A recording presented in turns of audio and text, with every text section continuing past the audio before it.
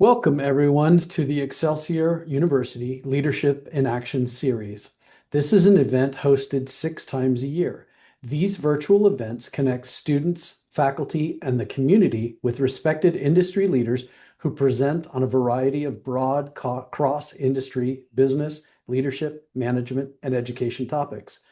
Presenters speak for 30 to 45 minutes, followed by participant questions and answers. I would encourage you, as you have questions throughout this webinar, to please post those questions. And then at the end of Shar's remarks today, he will have the opportunity to answer any of those questions. My name is Brian Allen. I'm the Dean of the School of Business at Excelsior University. It is my distinct pleasure to welcome Shar Allen as our speaker today. Shar Allen is the Vice President of Asset Performance and Service Operations, a role where he shapes IHI TerraSun's services, operations, maintenance, and monitoring strategy for energy storage projects, working closely with product management, supply chain, and product development teams to drive innovation in the long-term services for BESS. He has over 30 years of product development experience across a variety of markets and technologies at Motorola, 3Com, Avid Technology, and Panduit. Shar has a BSEE from Illinois Institute of Technology and an MBS from the University of Chicago. Shar, it's an absolute pleasure to have you with us today, and I will turn the time over to you. Thank you, Brian. And thank you, everybody, for joining. And let's jump into it. So, today we're going to talk a little bit about risk. And next slide, please.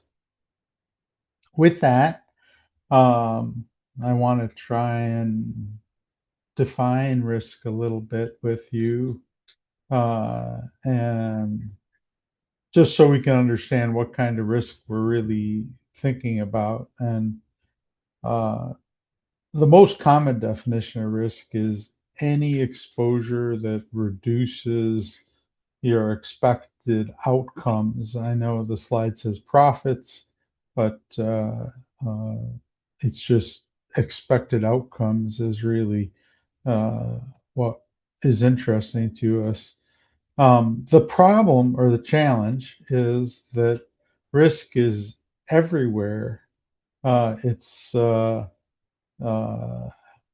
can be all consuming. And I think that the more you become aware of risk in your business and your venture, the more time you can invest in analyzing that risk. And risk analysis by itself doesn't generate value.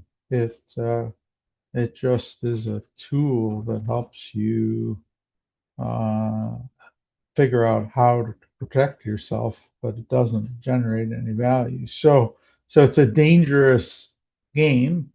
You want to choose what you focus on and what you don't focus on, when and why, carefully as you go on. Most of the successful places that I've worked have tools that allow them to track, prioritize, and reevaluate risk periodically, and then very selectively choose risks that they are going to take on. Next slide, please.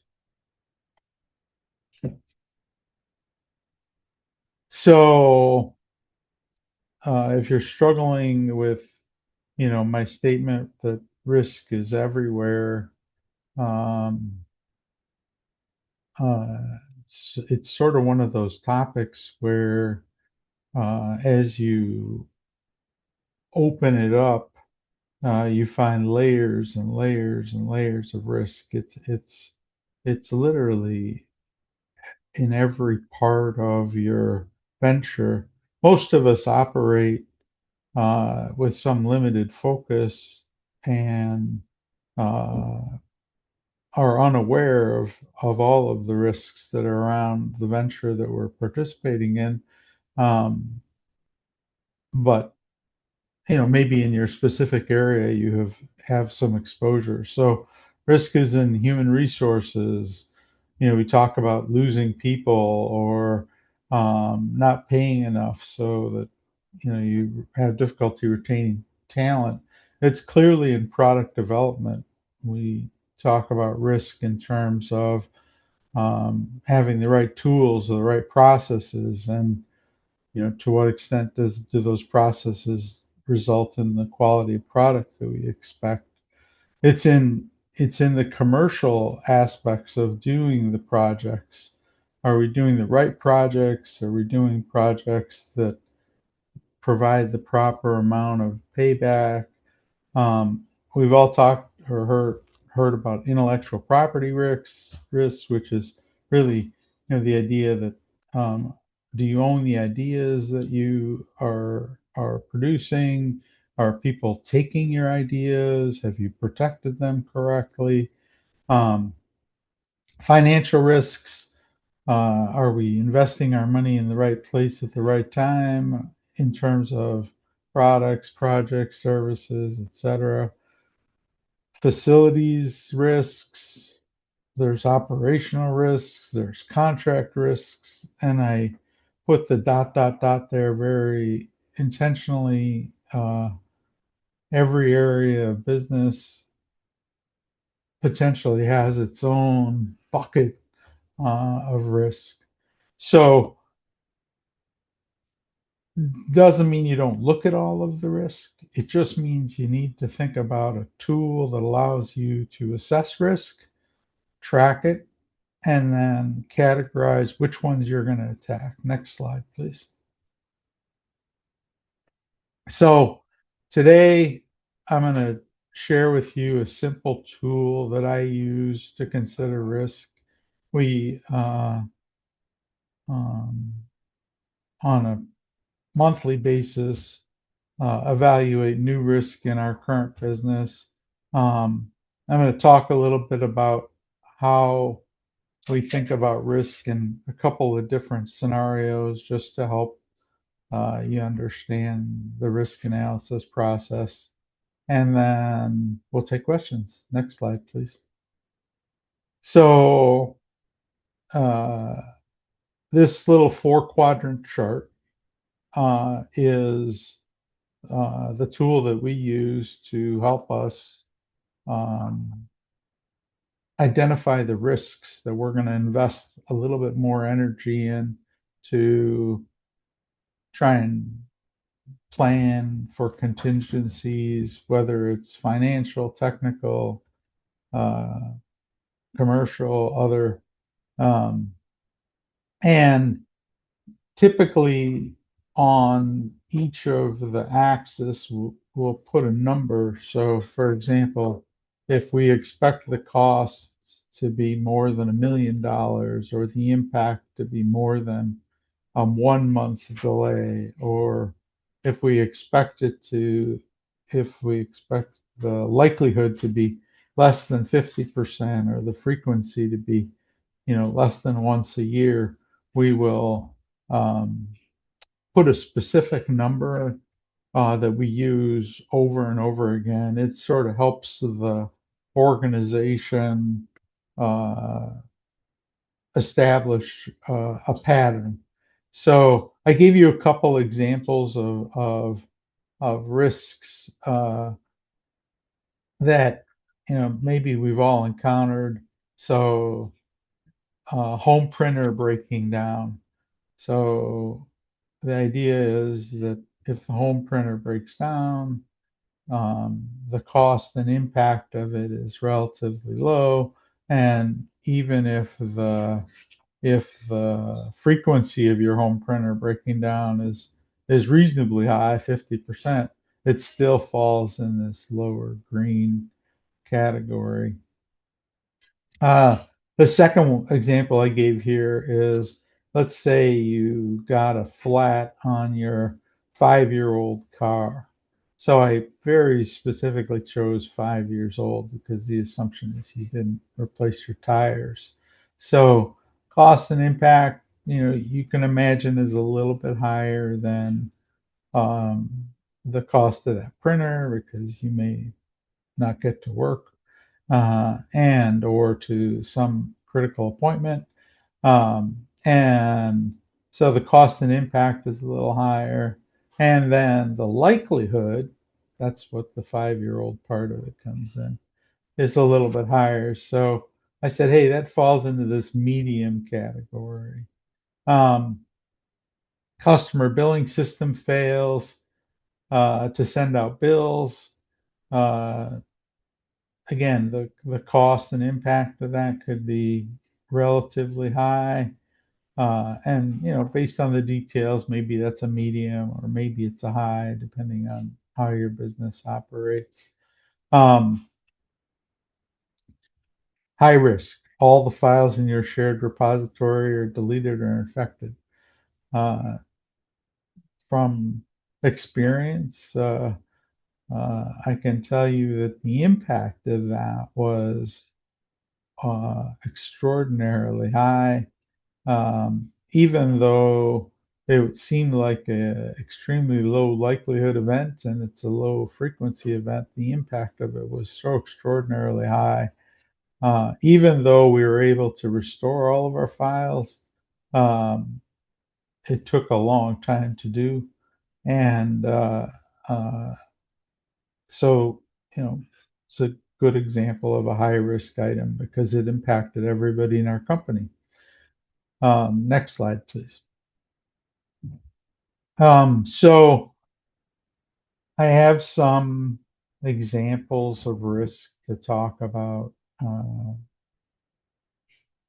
The two broad buckets are commercial risk and back end.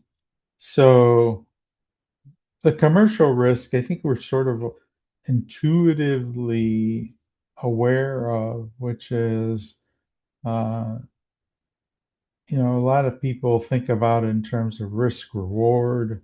So balancing the potential gains that are associated with a particular venture against um, the revenue or profit that you're hoping to take from a particular venture. What they don't think about is that that profit has a bit of uncertainty associated with it, and perhaps even the the venture itself has risks associated with it that need to get weighed against the opportunity. And then something that I'm particularly passionate about is the back end risk, which is, hey, what happens to your risk profile after you've delivered the product, um, after you've delivered the service, and what is the impact of providing warranties or guarantees on those products and services. Um, so those topics we're going to take a little bit of a deeper dive into. Next slide, please. Okay, so commercial risk reward. Uh, I think that uh,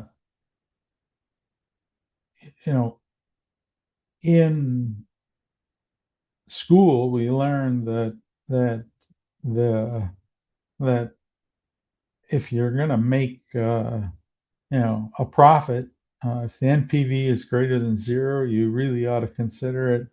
Um, that while in financial perspective is absolutely true. I think the the information that you need to consider in addition to that is the risk that is embedded in the venture and how that risk can either, I want to say, burn away some portion of your profit or create unexpected expenses. So so that you can consider opportunities um, differently. So, so it's not just about that net profit. There are hidden expenses and hidden risks that are buried in those two components in the right side of this equation. The revenue and expense have risks buried in them. So, um, putting some thought into that may expose both opportunities and challenges that you want to take on when you're evaluating a new venture. Next slide, please. So I think this is probably a game that many of you have played at some point. So option A is take a sure thing. You give me a meaningful sum of money, and I give you some expected return. So, it sounds like a relatively low risk thing. Think of like a savings account, a high yield savings account. You just expect the payback.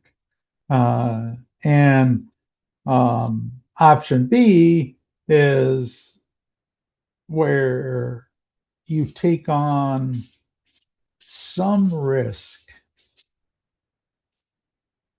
and in return for that additional risk, you're getting an increased yield. Um, in this case, it's basically 3 additional percentage points of yield. So, investment B, the challenge is weighing that medium risk against the 3% opportunity. Um, and then option C is where you have some complicated risk. It's more, um, maybe there's a couple of risks, a medium, a high risk, and the potential is significantly higher, 10%. So it's 6% more than the sort of baseline case. So which one do you choose and why? Well, what if I told you the answer depends? Like sometimes uh, you choose three, sometimes you choose option C, sometimes you choose option B, sometimes you choose option A, sometimes you choose all three. And I'll go into a little explanation of why. Next slide, please. So, uh, sometimes the returns just don't warrant the risk at all. So you should consider when to walk away, uh, and depending on the maturity of the business, it becomes easier to do that.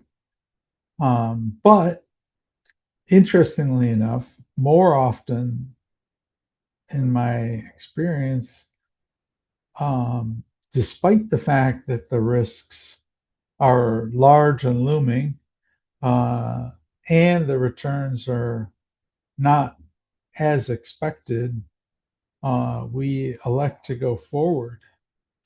And so, so if I go back to the example cases that I gave you, this is a case where you have lower than expected and anticipated returns despite the risks that are in the project, and you decide that you need to do it. So obvious cases, and as a company, as a venture, you make up a story that justifies your choices. So the stories that I've heard are, hey, we're starting out. So in this first couple of ventures, we're going to take a little bit more risk. We need commercial credibility. We need technical credibility. We need financial credibility. Um, we're developing something that's brand new. There are, of course, uncertainties in that, and we need the experience and or the the credibility from a market perspective. So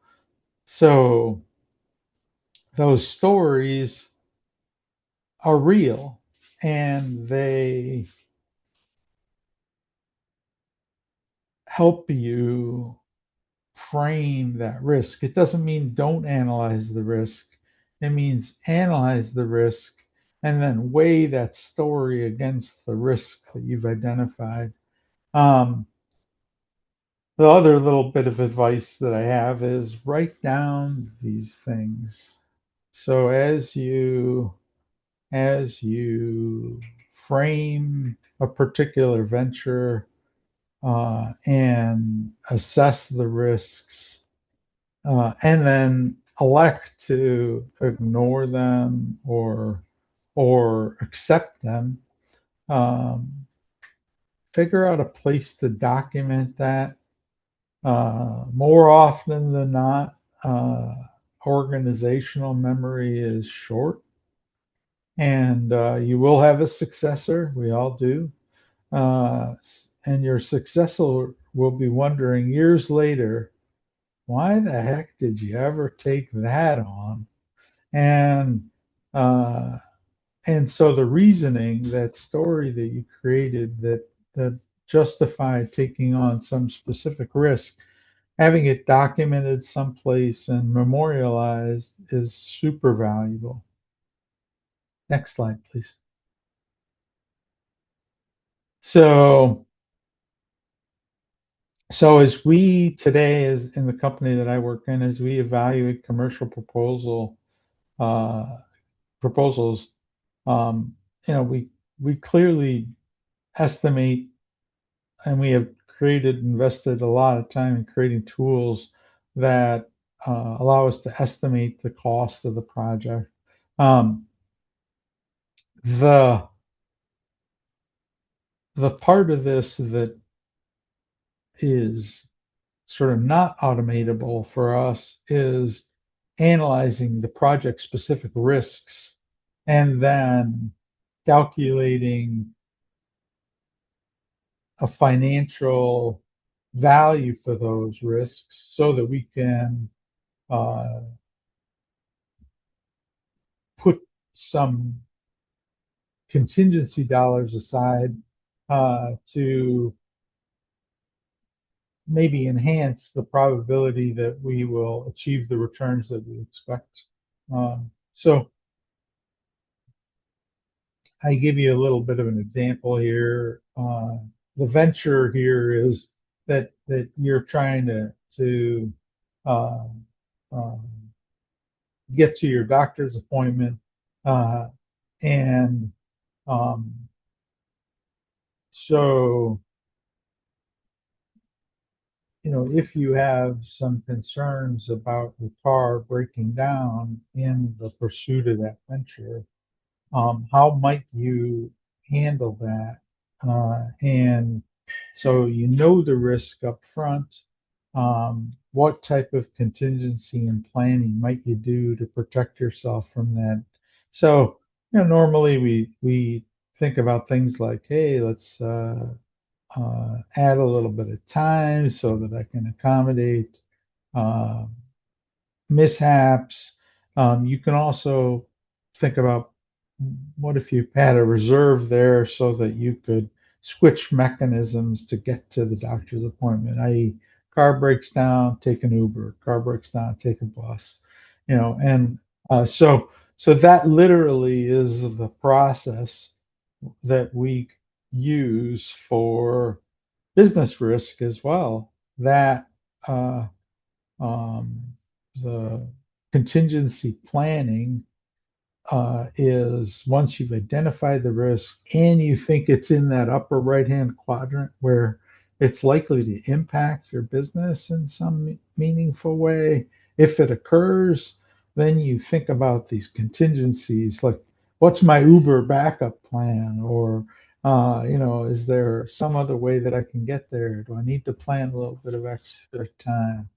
Um, then when we evaluate our potential outcomes, we adjust those for the these three cases, which is best case, nothing goes wrong. Car doesn't break down. I get to my appointment on time, and nothing happens.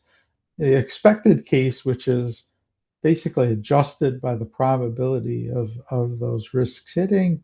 And then the worst case, which is, hey, all of the big risks that we anticipated actually hit the project. And um, so, how do we proceed? Obviously, in the best case scenario, if you're going to proceed, it's because your expected returns are sufficient. In the case of the expected case, they may not be, and in the worst case, they may not be at all. The next step seems obvious, right? Hey, you know, if that middle case doesn't work, you walk away, right? Uh, Maybe not.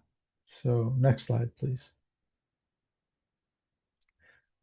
So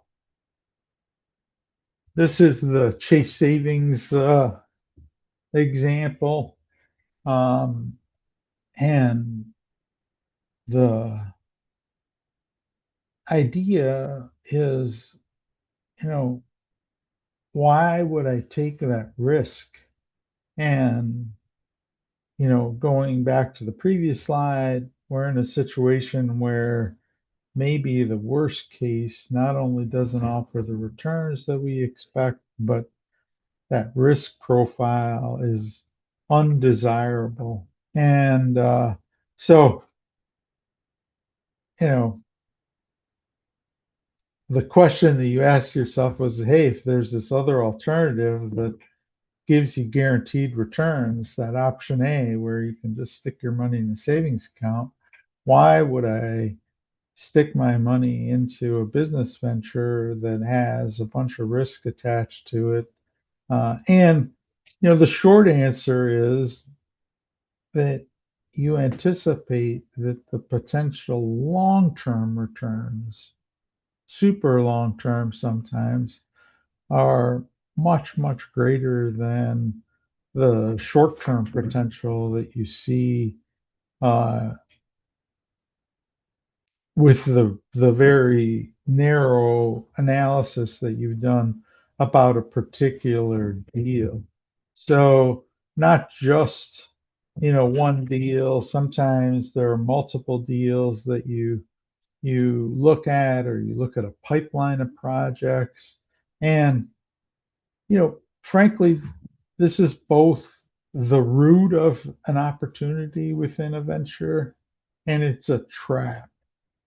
So the opportunity is obvious, right? Everybody imagines that plus side, and the trap is that you make a bunch of decisions serially that are all on the negative side of that without having a checkpoint. So, be aware that there is this tendency to make these serial decisions based on future opportunity, And the sum of those decisions is also a valuable metric for the health of your business. So making that one individual decision to do a project that is risky, um, okay, when you're into your ninth or 10th with undesirable outcomes, with anticipation of building, maybe that's a time where you reevaluate the entire portfolio of rough decisions and then reevaluate what your next steps are. Next slide, please. Um, okay, so switch topics entirely to back-end risks and challenges. I tried to choose something that we could wrap our brains around, and chose a pen uh, as sort of this object that we're going to try and consider the risk. And so, again, by back end, um, um, we are, trying to think about risks that are inherent uh, uh, after the product is delivered. So your venture, you know, in this particular example, produces pens.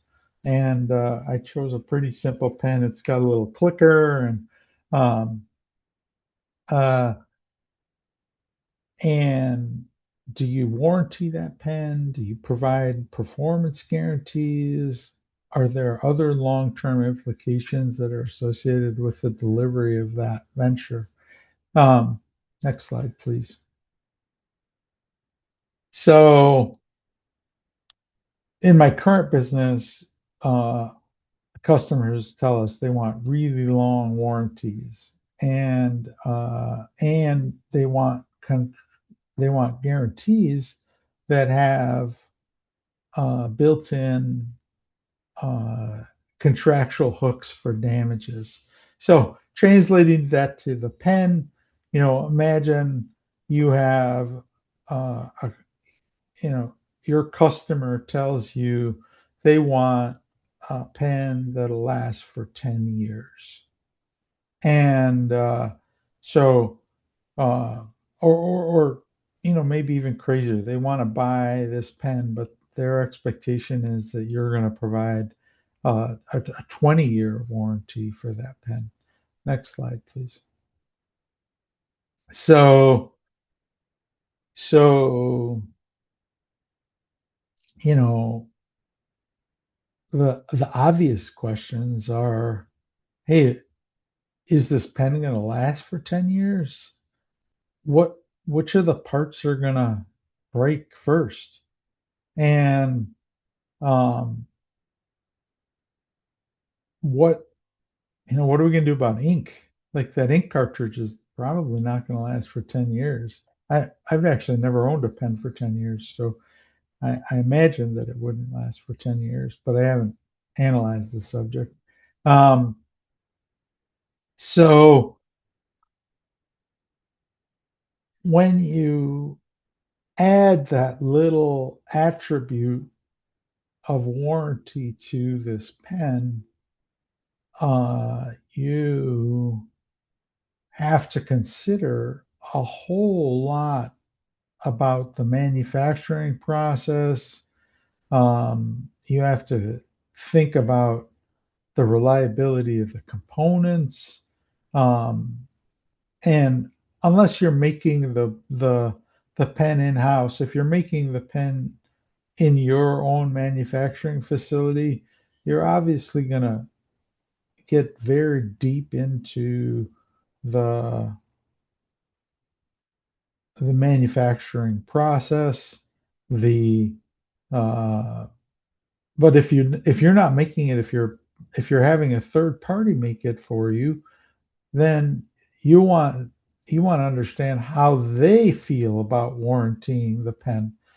If they're only going to, for example, give you a 30-day warranty on the pen, and you're on the backside going to issue 10-year warranty on that pen, you know that the bulk of that 10 years is basically going to need to be priced and analyzed by you. They don't anticipate that the pen would last for 10 years, and that's part of the challenge. So, so then the question is, how do you price that warranty? So, um, I'm hoping that just when I present these questions to you, you can translate that into, oh, I see. There's some costs associated with all of these little attributes, and those costs and risks equate to something that I need to consider when I make that commercial offer. Next slide, please.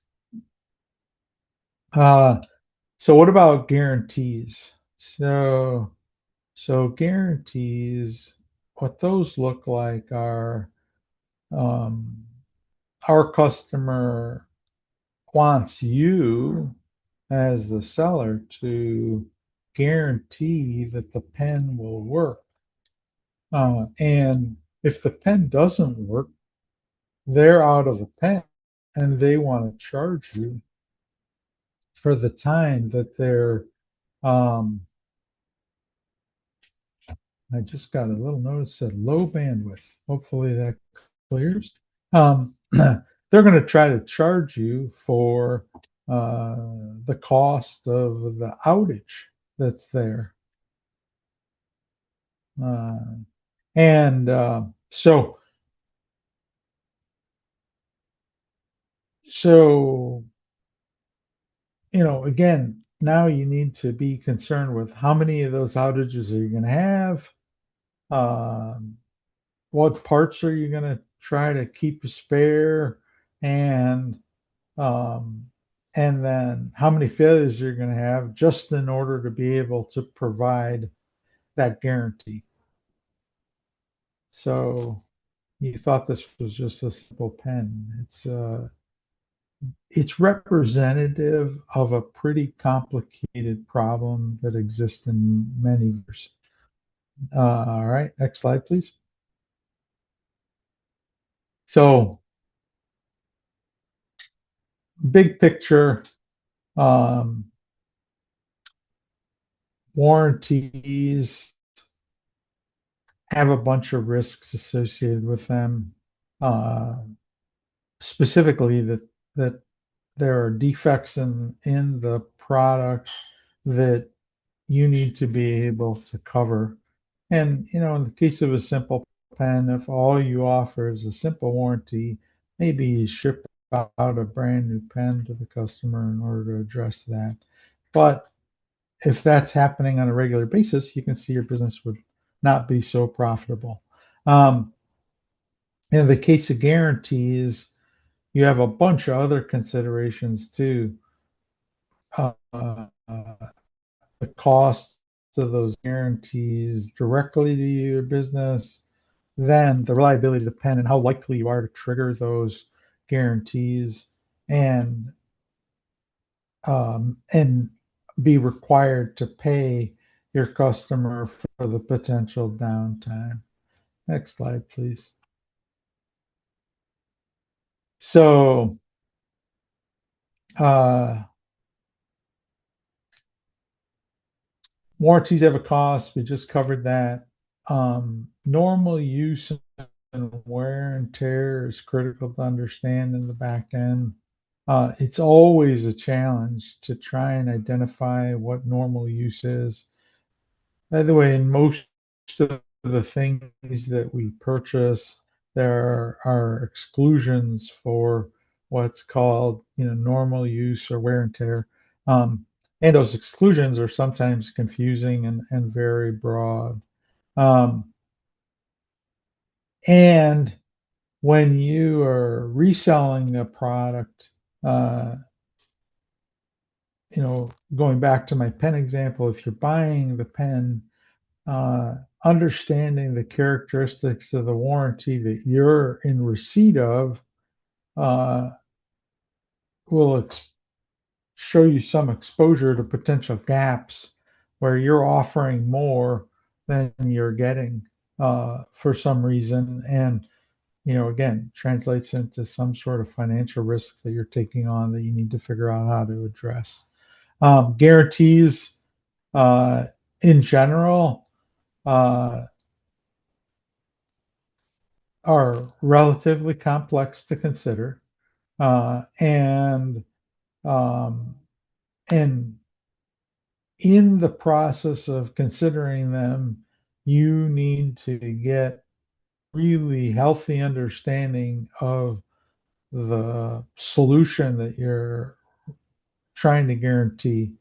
Like, even in the case of a simple pen, it means you need to get much, much deeper into understanding what's going to fail, when it's going to fail, how you're going to replace it, and how you're going to provide the guarantee that you're looking to provide. All right, next slide, please. So hopefully, uh, I've opened your mind to this idea that risk analysis can be your friend.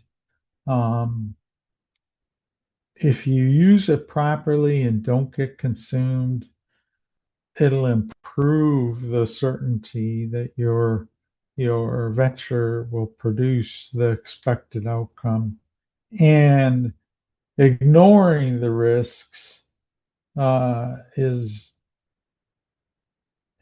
you may be lucky and not incur any of them, but you may also be unlucky and incur all of them. So ignoring them doesn't really get you anywhere. You need to develop some sort of a process where you look at them, prioritize them, determine which ones you're going to attack, and then come up with contingency plans uh, to address those. And then lastly, even if the risks are not favorable, you may want to move forward.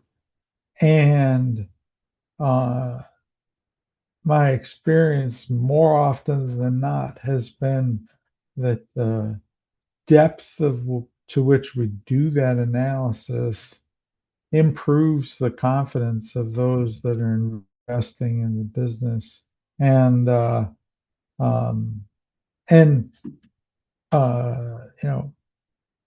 maybe secures the opportunity that you're going after. Next slide, please. All right, that's it. Thank you very much for listening, and I think we have enough time for some questions. Shar, thank you. Very, very informative. There's a lot of dense material here to cover, so I appreciate that. I do have a couple quick questions that were asked. I want to start with the first one. How much risk should be allocated to making business decisions that depend on political policy, like energy investment?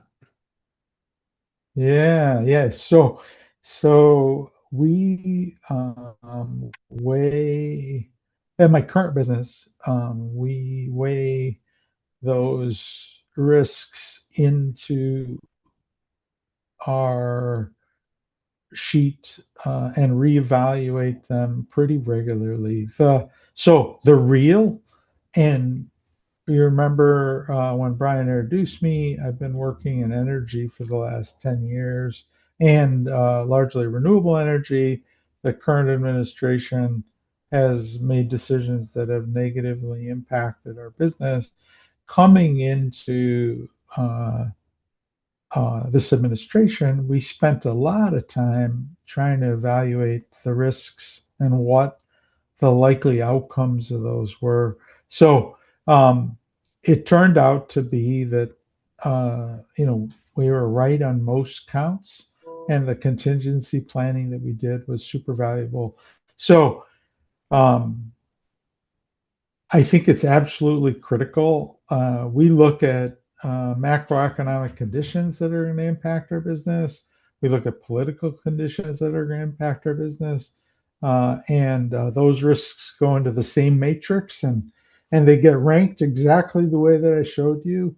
And if they fall out in that high category, one of the leadership team gets assigned to analyze contingencies and come back with answers. It's an excellent question. Thank you. Uh, Next question for you is, how do you see risk management evolving with the rapid integration of AI into decision-making and operations? Yeah. Yeah. So it's an excellent question. We we actively use AI in pretty much all of the aspects of our business. Um, and today, the the like the AI tools sort of help us create contingencies that maybe we wouldn't have been aware of in the past. That doesn't mean that they're always great, but uh, sometimes we identify creative options that weren't available to us in the past. I think that's going to continue to go on. The valuation process is really, really tricky. And there are so many dependencies that I think it'll be difficult to train a model that is business aware enough to be able to advise you and cost out risks effectively. Right now, it's a human activity, and we approach it with awareness of uncertainty that's associated with it. So, going back to my silly example of how likely are you to get a flat in your car, uh, each of you could say, you could guess, and you could ask AI that question right now. Um, I don't think AI is going to give you a very valuable answer, uh, or any more informed than your answer, unless somehow your AI model was like intimately in tune with your driving, your maintenance of your car, et cetera, et cetera. So could be useful, but not quite today in the full analysis. But giving you ideas that may be outside of your current field of view, absolutely. Ideas will pop up on the edge that come out of AI that are super useful. Excellent. In the beginning of the presentation, you mentioned performing a monthly risk analysis at your company. Are you able to speak more about this exercise? And is it to identify emerging risks or to monitor already identified risks? Yeah, so typically we do two um, both of those activities in one meeting. So the existing risks are uh, reviewed, whether they're maybe moving. So you think, what, risks moving? Yeah, they actually change. So uh, just to go back to like sort of economic conditions, maybe we've assessed that as a low risk in this current period. But we see something on the horizon that is going to impact that, say, like the Iran war. And uh, that changes the economic risk from one state to another. And so reevaluating that risk sort of raises the awareness of the executives to what's looming. So it's both uh, identifying new risks and reevaluating those existing risks, typically in preparation for the meeting. To be totally frank, the reevaluation is done before the group meets to look at it. So everything that is potentially needing some discussion is flagged for us, and then a bunch of the risks that were maybe less interesting and less likely to require some discussion are not highlighted. And then the new items are typically discussed at some length because uh, they need some rapid disposition. Excellent. All right, you've had all sorts of you've spun off lots of questions here, so I'll go to the next one. Awesome. What types of risk mitigation, other than contingency funding, have you found to be effective to reduce high risk and achieve high reward projects? Yeah, yeah. So the answer to that is actually super complicated. It depends on the area. So, um, my background was in product development. So I'll give you a product development example. Sometimes we perceive the risk to be in the underlying technology that we're going to use. And so we'll explore alternative technologies, we'll explore alternative platforms. Um, and so there's not a financial, it's not a dollar number that's tied to that. It's the way, the how. And uh, so, so each of the areas, by the way, like I talked about human resources and the risks that are embedded there, you know, sometimes that means cross training. Like, we have only one person that really understands Gemini, and we need two guys or two people to understand Gemini. So we're going to try to cross train. So it depends on the area that the risk is really born out of. There are many, many, many tools. Like, the example that I gave you for, if your car breaks down, what types of contingencies would you create? That's the same sort of thought process, which is, if this thing doesn't work out the way that we expect, what sorts of contingencies are available to us? And then how do we evaluate those contingencies? Excellent. Next question for you is, for early career professionals entering into project or operations roles, what risk management skills are becoming most valuable? Oh, excellent question. The so like early in my career, what I could tell you is my awareness of this whole problem was extremely narrow. So uh, I came in as a hardware engineer, and obviously I knew that there was some element of risk in the activities I was involved with, but it was extremely narrow. And I think that that is, in fact, the right approach. So, when you're early in your career, being lost in this giant sea of risk isn't going to help you. Um, Being aware of it in a very narrow, confined space, and then becoming fluent in your specific contingency planning is enormously valuable. Um, I'm not sure if I answered the question or not, Brian, but I tried. No, I think you did. All right. Sometimes the nuances of questions are hard to wrap Yeah. your words around. Well, we've got one Yeah. last question for you here, and Yep. let's jump in. How can product teams balance innovation and speed to market while still maintaining an effective risk management framework throughout the product lifecycle? Yeah. So that's an amazing question too. Um, yeah. So super complicated question.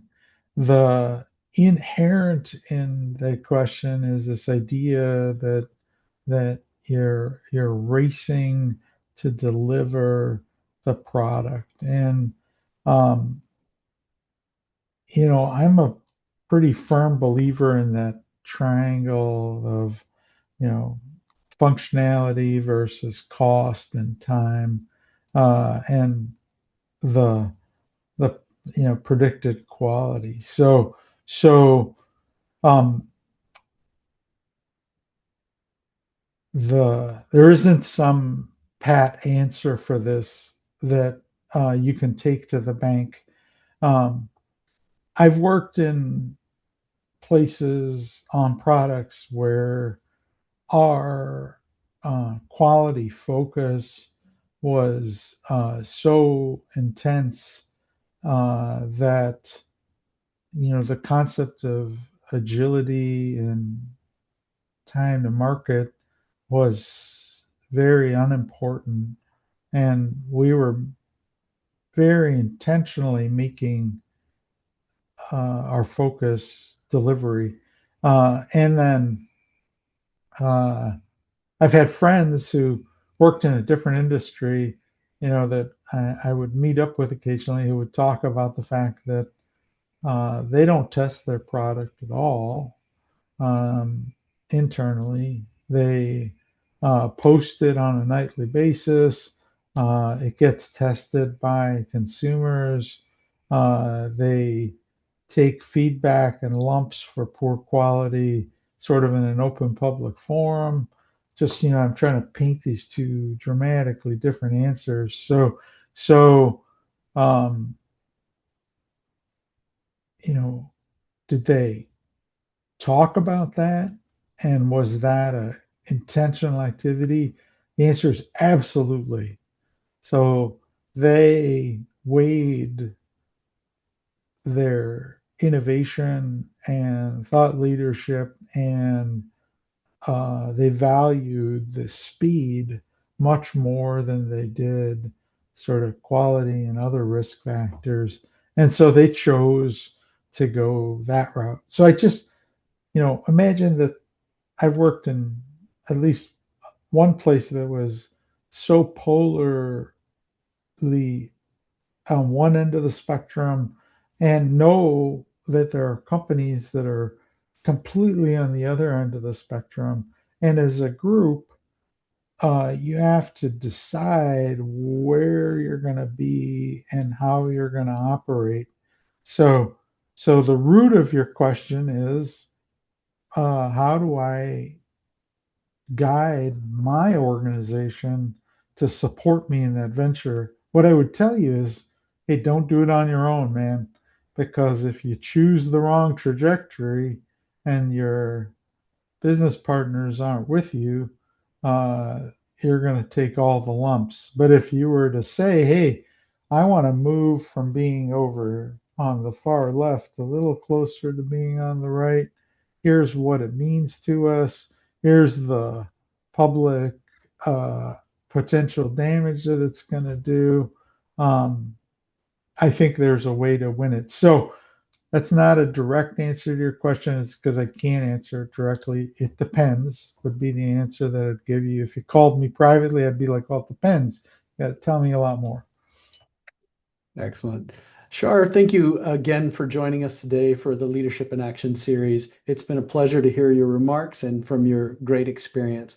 For those who are looking forward to the recording, you'll see it soon posted, and look for opportunities to join us for the next Leadership in Action series, which will be 2 months from now. Thank you again and have a wonderful day. Thank you. Thank you, everybody.